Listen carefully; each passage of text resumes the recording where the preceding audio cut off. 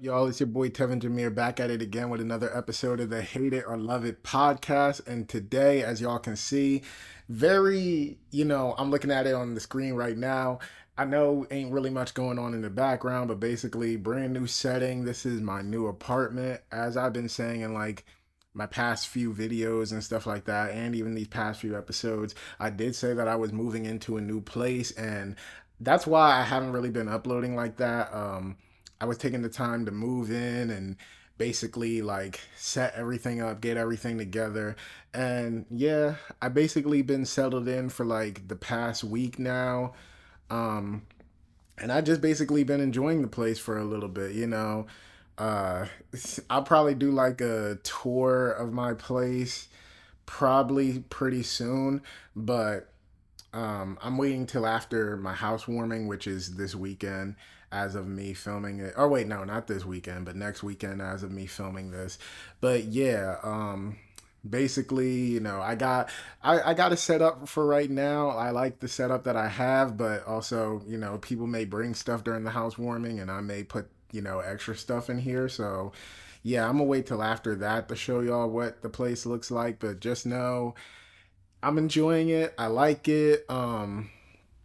And pretty much one thing I can say that I definitely love about having my own space, I should say again, if you guys been fans of my channel for a long time, then you know that this is my second apartment. That's a whole nother story that I probably won't touch on, but yeah, one thing that's nice about having my own place again is basically this time I moved in by myself. So I guess it's good that, I kind of have my own peace and quiet. I feel like the last moving situation that I had, like it was with someone else.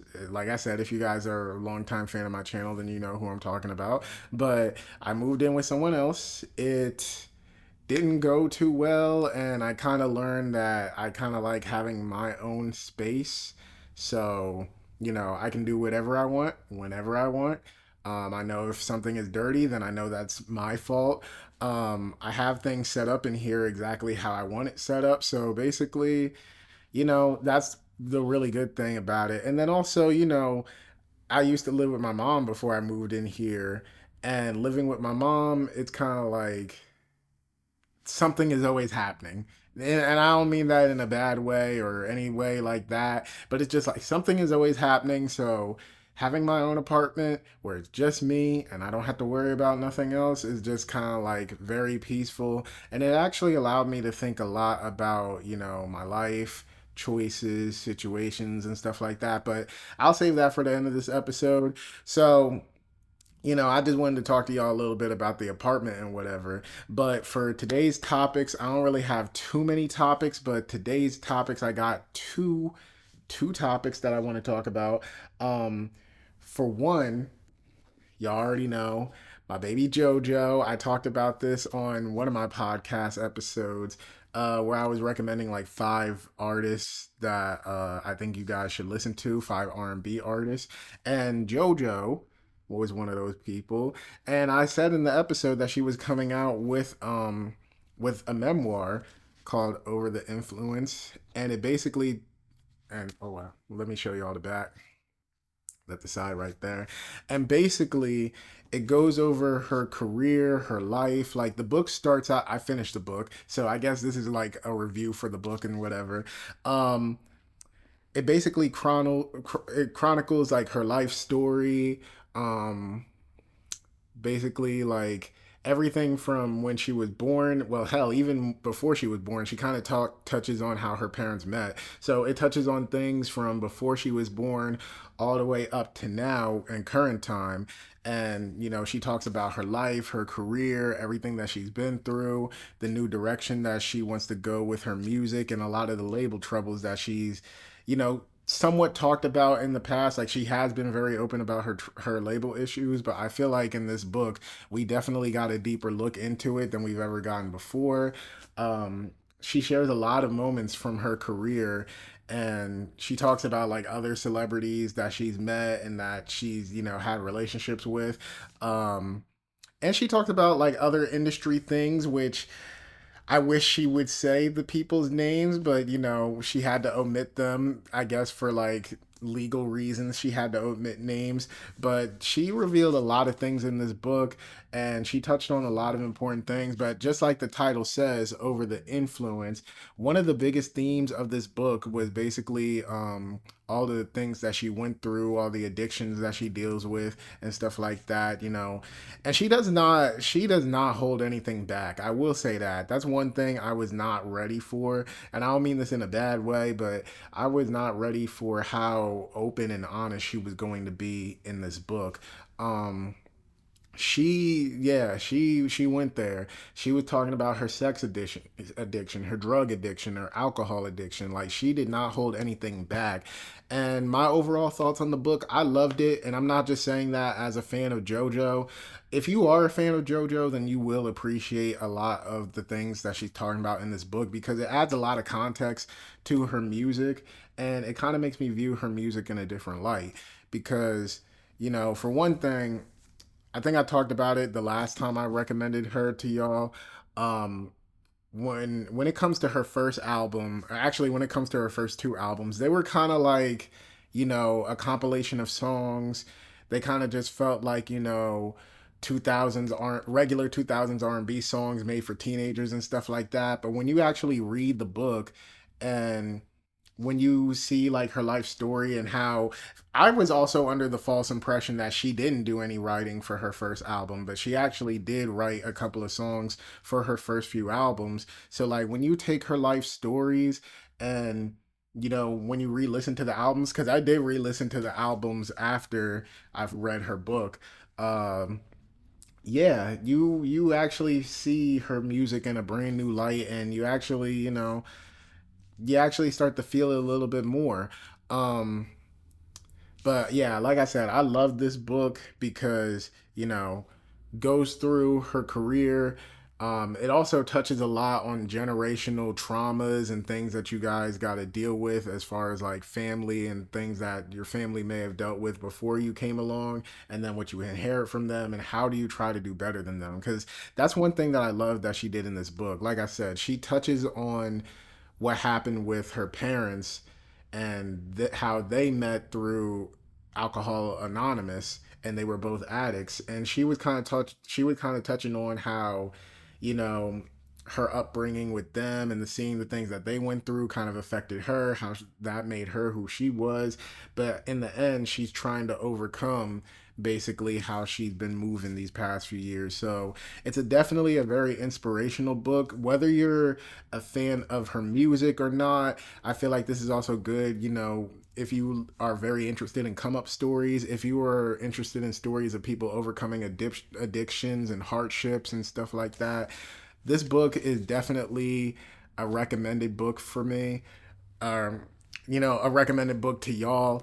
Um, I was even updating my friends for like the past week while I was reading this. I was updating my friends like every time I read a chapter and they asked me how's the book going. I would update it and tell them like how do I feel about it. And even one of my friends said that they were now interested in reading this, which, oh yeah, also let me get the camera right. It's a little bright, but you can you can barely see it, but I got it signed by her. I didn't go to any of the actual book signings, but I paid for a signed copy. If I do ever meet JoJo, or if I ever know that I'm going to meet JoJo, I'm definitely gonna get this signed again, but this time with me like being right in front of her. Um, Also, she is gonna put out new music soon. She said that she was gonna put out new music soon to go along with the book, and her new song Porcelain comes out next Saturday or next Friday. It comes out next weekend. I do know that. So if you guys are interested in JoJo, or if you guys are just interested in addiction and overcoming trauma stories, or even stories about people in the music industry, definitely check out this book, Over the Influence. And, I already said I recommend her music to y'all. So definitely check it out. And can we just for a second just acknowledge how beautiful she is? Like, JoJo, if you see this, I want to marry you. I just want to put it out there. I want to marry you, JoJo. Like, mm. Okay, let me stop. Let me stop. But yeah, go check out Over the Influence whenever y'all get a chance. It's definitely a pretty good book.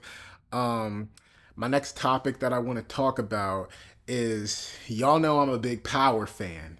Now, yesterday, the brand new episode of Power came out. It was episode 9 for season 4. So, guys, we need to pour up for Monet Tejada. Oh boy, that episode was fucking crazy. So, let me before I tell y'all like my thoughts on the episode and stuff like that. I do want to say that so far I've kind of had like a love-hate relationship with season 4. I'm not going to lie to y'all. I don't think I really gave my full opinion on the season so far, but let me just say that before episode 9 came out, I had a whole discussion with two of my friends that also watch Power. And I was basically giving my thoughts to them about how this season was going. And I'm not going to lie, this season isn't bad, but it's still very messy. And I felt like there was so much that could have been done better with this season of Ghost. Even with episode 9 being amazing, and even with episode 10 seeming like it's going to be a really good conclusion.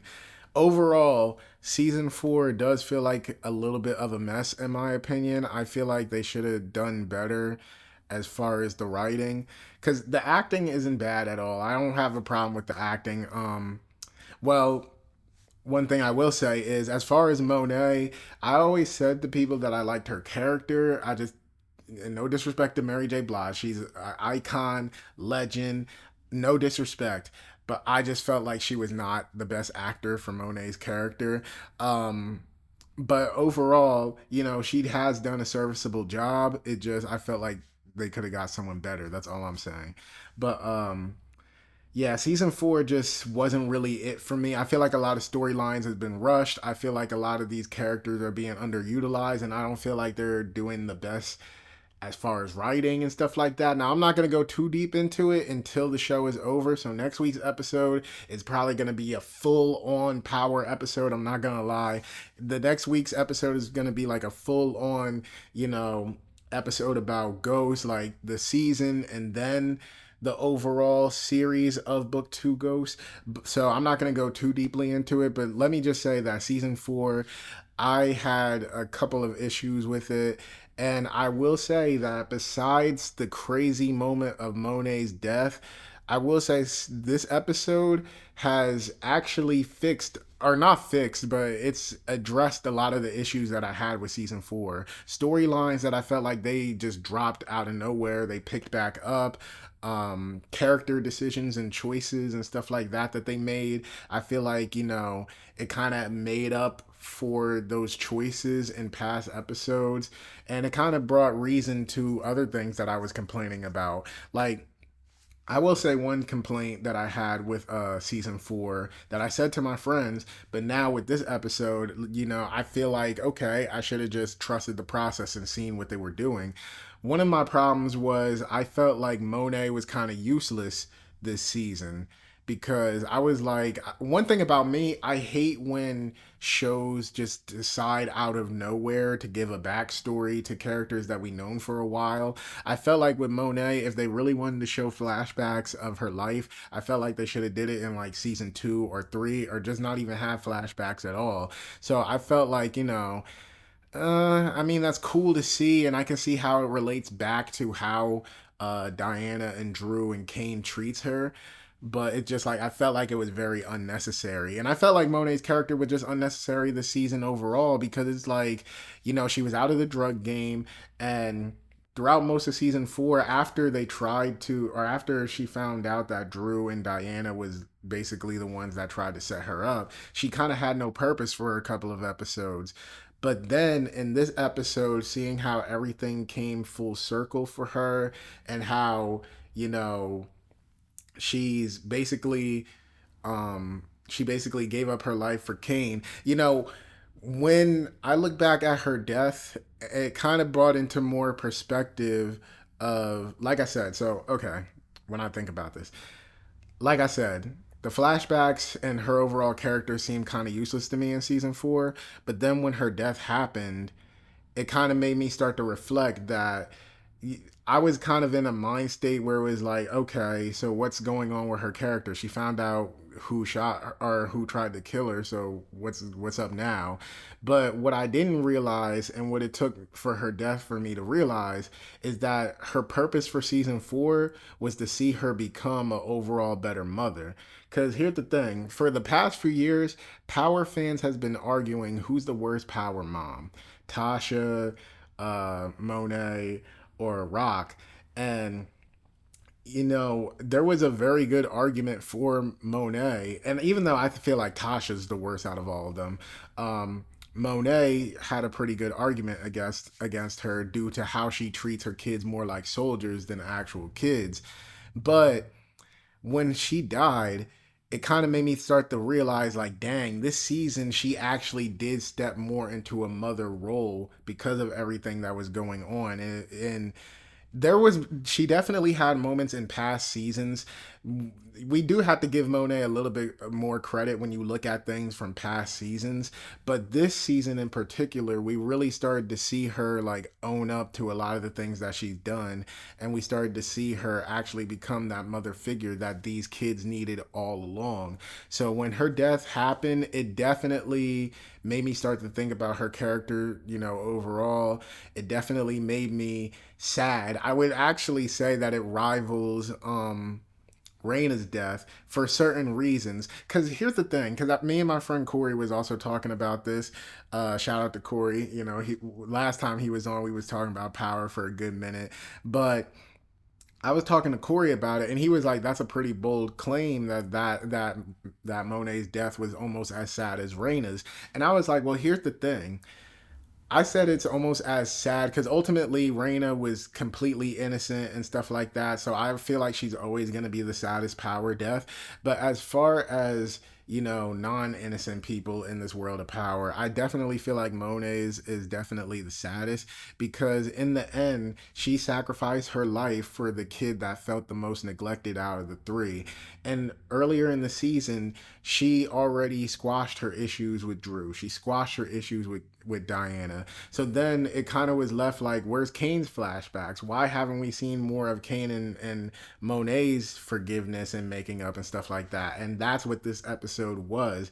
It's just, when it was time for them to make up and forgive each other, that just happened to be the thing that would cause her downfall. And also, okay, like I said, I have a lot of thoughts on it. I'll save it for next week's episode. So definitely leave down in the comments y'all thoughts so I can address them next week. But okay.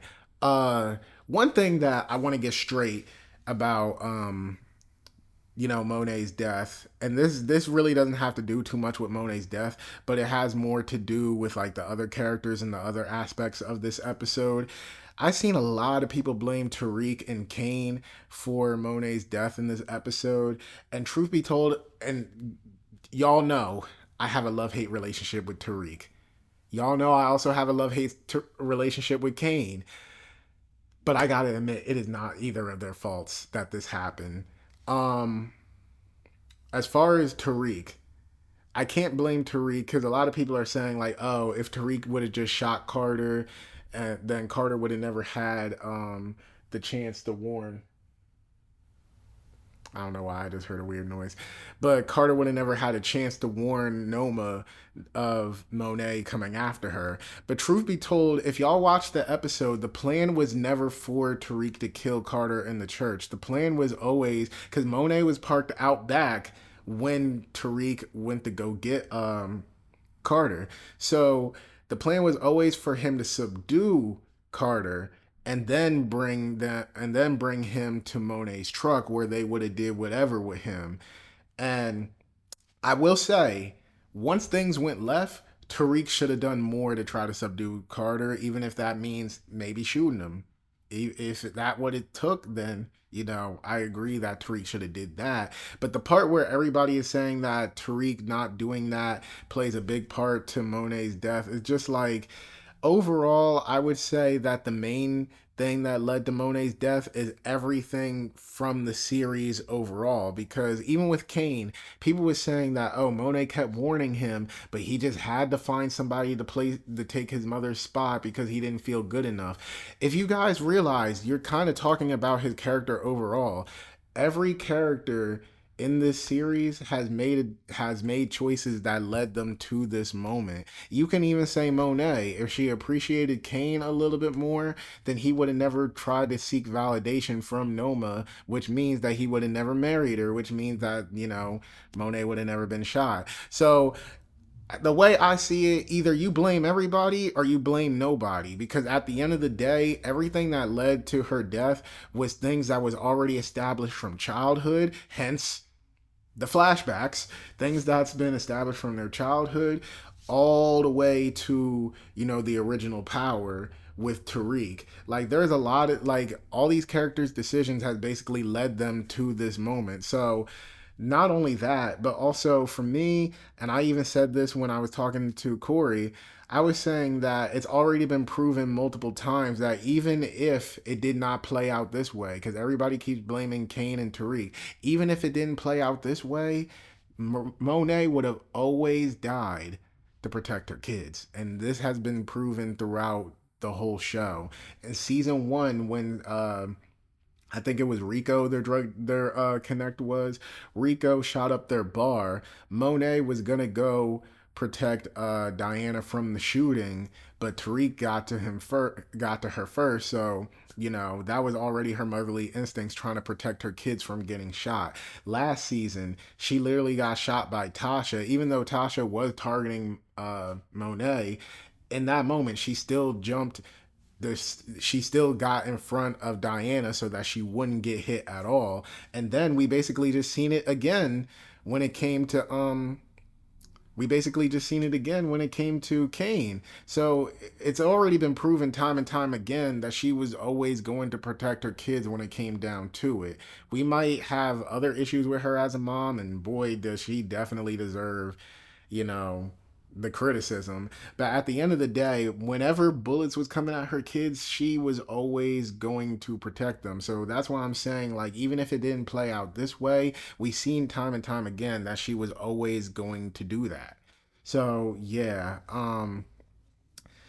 overall, man, this episode definitely addressed a lot of my issues from the season overall. But like I said, I'll get more into that after I see the season finale, and the series finale. And who knows, maybe I might even have Corey on, because we're thinking about doing a watch party for the series finale.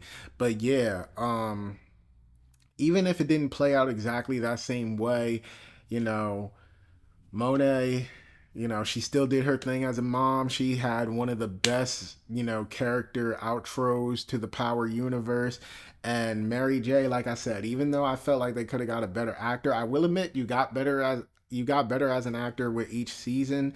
And, I gotta say, you did your thing, especially in that final scene. I feel like that was some of the best acting you've done throughout the whole, all of book two. So, I might have had my problems with Mary J as an actor, but I gotta admit she did her thing. Overall, I have really not that much complaints, and I really don't have much complaints about this episode overall. I've seen people double down with their hate of season 4 with this episode, but truth be told, this episode has actually put season 4 a little bit in a better perspective. And I'm only saying a little bit because you still got to watch the other episodes to get to episode 9. So the journey might be a little rough, but at least I can say that episode 9 was good, and I have a strongly positive feeling for episode 10. So we'll just have to wait and see. Damn, it's kind of sad though, because one of my predictions was actually wrong. I thought that Monet, now I was not expecting Monet to die at all. If you guys seen my early predictions, or I forget what episode it was where I was talking about season 4 after the trailer, and I was basically saying where do I feel like most of the characters would end up. I gotta watch that episode again so that I can see how accurate I am about all the characters. But as far as Monet, I do remember with her, I didn't predict her to die because she was already shot. So I'm like, why would they have her, get shot and die again? Or not die again, but, make her die this time. But, I was predicting that she would get locked up by the end of this series, which it looks like now other characters will be getting locked up instead. But I was predicting that she was going to get locked up and that would wind up being her fate. But Yeah, so I'm a little disappointed that my prediction was wrong, but we still have the rest of the main characters to see what happens. So yeah, next week y'all already know, for all my Power fans, I got y'all. So next week, Power is definitely going to be the main topic for next week's episode. And like I said, I'll probably try to get Corey in on it. Even if he can't do it next week, I'll probably try setting something else up so that me and him can fully talk about book 2. But yeah, the last topic that I have for today, and this kind of relates back to what I was saying at the beginning of, the pod when I was talking about my apartment and stuff like that.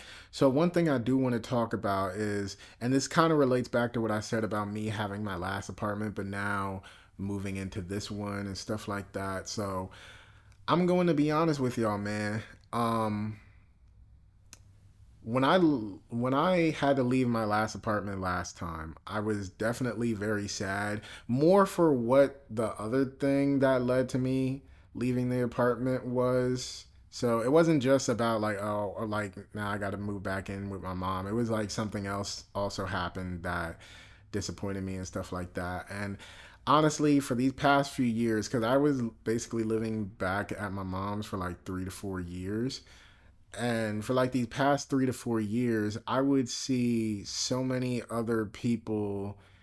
And I always say comparison is the thief of joy, but for context, I got to tell you all this.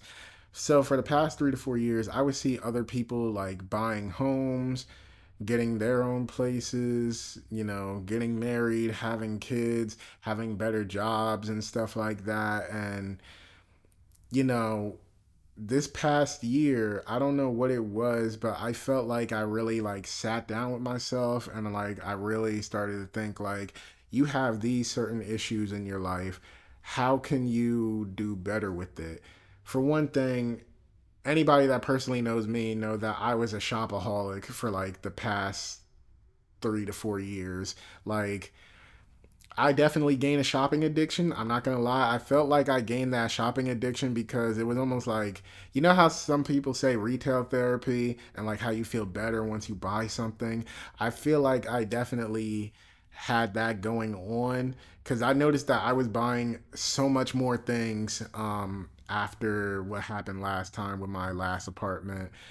Um, I was buying so much stuff, you know, I wasn't really taking care of my body. I was like eating a lot and I gained a lot of weight and I was basically, diagnosed with depression and my doctor was saying like I was way overweight for, someone my age and at my height, like basically for what I was basically overweight and stuff like that. And I would definitely say these last few years has been rough for me mentally, like, you know, and stuff like that. But it was like last year when I turned 25, I was sitting there thinking, and I guess it's funny because they say that your brain fully develops and like all that around 25. So I guess it's true because when I was 25, I really started to think about my life, and I was like, damn. I've been wasting money on clothes and all this other stuff that I really don't need.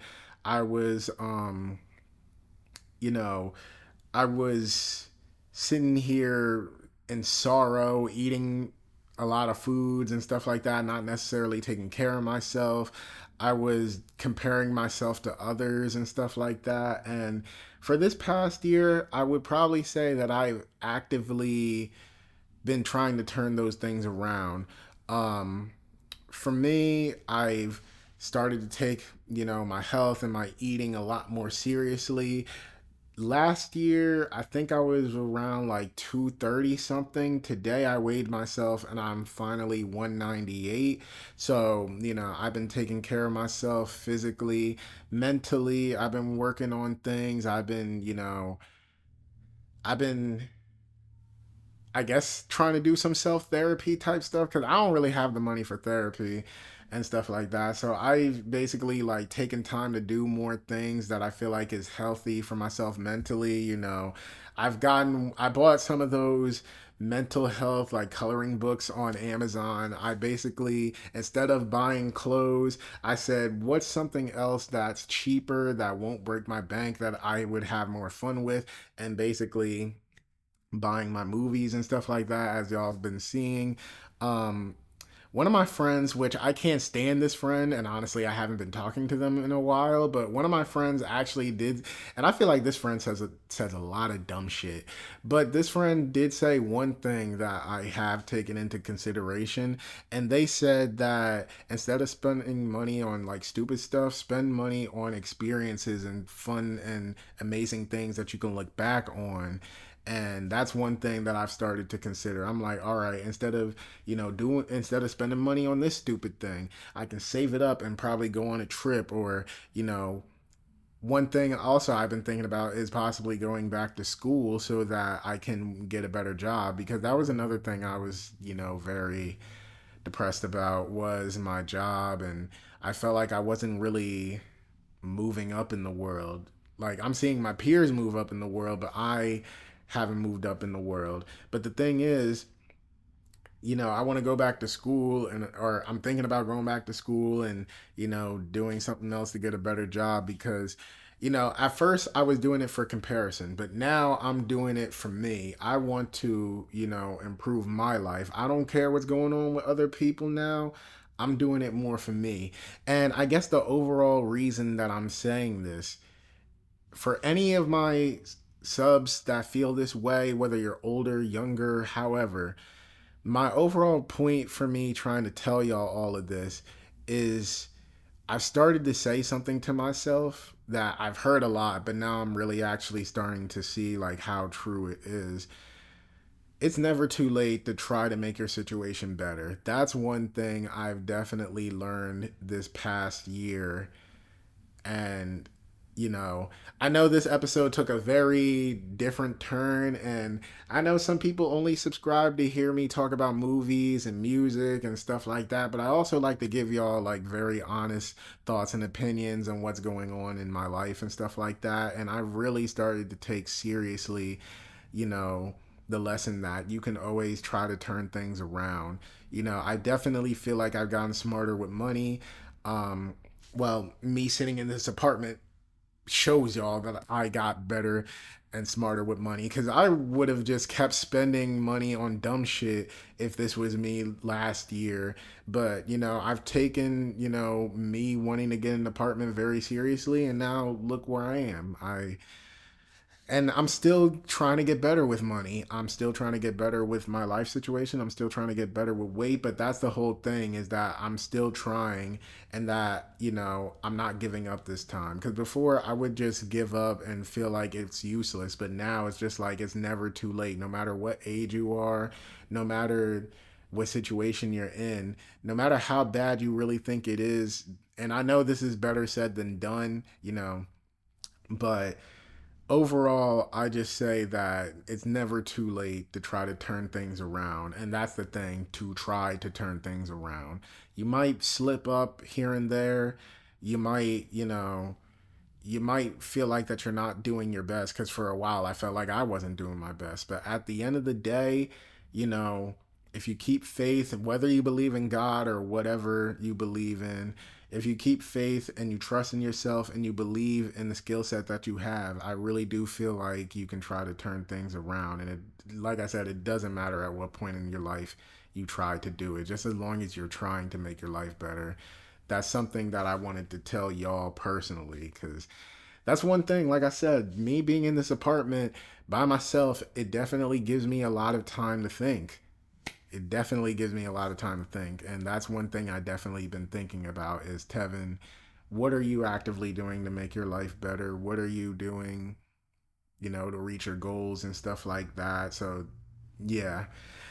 If any of my family is watching this, and I know a lot of my family members been asking me like, how does it feel living on your own and stuff like that, this is basically how it feels to live on my own. It definitely makes me think, and I don't mean in a bad way. It's making me think more positive things. It's making me think more about my goals and what do I want to do with my life. So yeah, you know I would say overall, me moving out so far has been a positive experience. And it's only been like it's going on like the first month now. So wait, no, it's not going on the first month. It's like 2 3 weeks after I just moved out. So it's only, I feel like it's only gonna get better, and I feel like I'm gonna keep continuing to grow as a person, of course, since I'm human. But yeah, that's the main message I wanted to give y'all today. If you don't take anything else from this podcast episode, take away that it's never too late to try to make your situation better. So hopefully this time next year I can rewatch this episode and probably see like a lot more improvement in my life. Definitely one thing I definitely love the improvement on is how much you guys been supporting me, how much subs I've been getting and stuff like that. Like, that does, you guys keep me motivated. Like I said, I know I don't be keeping up and being consistent as I like to be, but I do mean it when I say that your support definitely feels really good to me. And even when I take my breaks, I see the likes, I see the subs, I see the comments. So thank you guys. And, by this time next year, who knows? Maybe we could hit 1,000 or something. I definitely like to keep climbing, definitely like to, keep the videos and stuff coming for you guys. So yeah. Um, so that's about it for this week's episode. Like I said, Power fans, let me know how you felt about this episode. Leave me questions so that I can address it next week when the series finale comes out. Like I said, it's never too late to turn things around.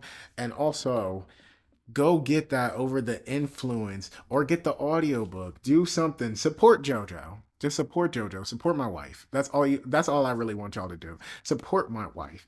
And with all that being said, Tevin Jameer signing out. Catch y'all on the next one.